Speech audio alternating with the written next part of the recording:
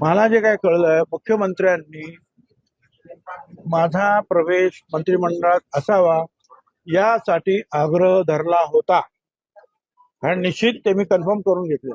प्रफुल्ल पटेल असं म्हटलंय की राज्यसभेवर हो, मला हे बघा, लोकसभेवर मी जातो म्हणालो, ऐन वेळा तुम्ही कच खाल्ले, नाव जाहीर नाही केलं. राज्यसभेची जागा आली, मी म्हटलं मला जाऊ द्या, त्यांच्या सुनेतर ताईने पाठवायचं. मी म्हटलं बघ ठीक आहे, मी काय बोलत.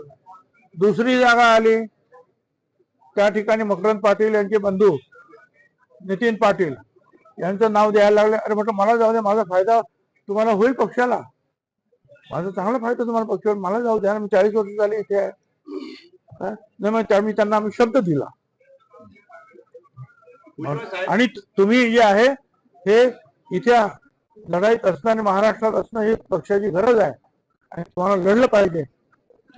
आम्ही लढलो आणि लढल्यानंतर आता ते सांगतात की तुम्ही राज्यसभेवर जा का, तर मकरंद पाटील यांना मंत्री करायचं. त्यांनी ते केलं. आता त्यांना ते त्याच्या भावाला सांगणार तू राजीनामा दे, खाली आहे. आणि मग मला सांगणार तुम्ही आता जा वरती. मी म्हटलं मला पाहिजे होतं हे तर मला, मी काही लपून ठेवलं नाही. पण आता मी निवडणूक लढलो, आत्ताच संपली निवडणूक, अजून त्या मतदारसंघात काही प्रश्न निर्माण झालेले आहेत ते सोडायचे आहेत. माझ्यासाठी जीव काढला माझ्या लोकांनी मला निवडून आणण्यासाठी. मी त्यांना मी काय सांगू, मी राजीनामा देऊ शकत नाही. कारण राज्यसभेवर जायचं असेल तर विधानसभेचा राजीनामा द्यावा लागेल. आणि मी त्यांना सांगितलं 1-2 वर्ष द्या मला, काय मी जातो तोपर्यंत माझ्या मतदारसंघात मी स्थिर स्थावर सगळं करीन आणि मग त्यांचा निरोप घेऊन तुमच्याकडे येतो आणि मग जातो. त्याच्यानंतर ते म्हणाले आपण चर्चा करू, बसू. तर कधी बसलेच नाही. संपर्क करताय, ते तुम्हाला फोन करताय, तुम्ही त्यांचा फोन उचलत नाही असं कळतंय. अजिबात चुकीची गोष्ट आहे. प्रफुल्ल पटेल जे आहेत यांना फोन करतात आणि हे फोनवर त्यांच्याशी बोलतात.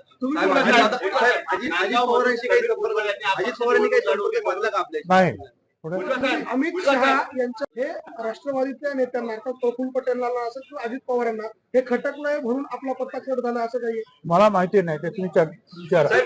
भाजपमध्ये जसे कालमर्यादा ठेवली 75 वर्षाच्या ज्येष्ठांना मंत्रिमंडळात घेऊन असं काही राष्ट्रवादीने काही धोरण आखलंय का? असं काही त्यांनी ठेवलं नाही.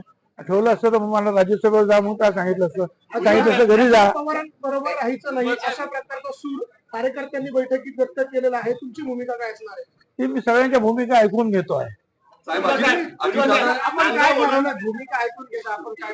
मी तुम्हाला सांगितलं मला मतदारसंघात जायचं आहे. मला उद्या मी महाराष्ट्रातले लीडर्स येणार आहेत, सगळे लोक त्यांना भेटणार. मग बघू.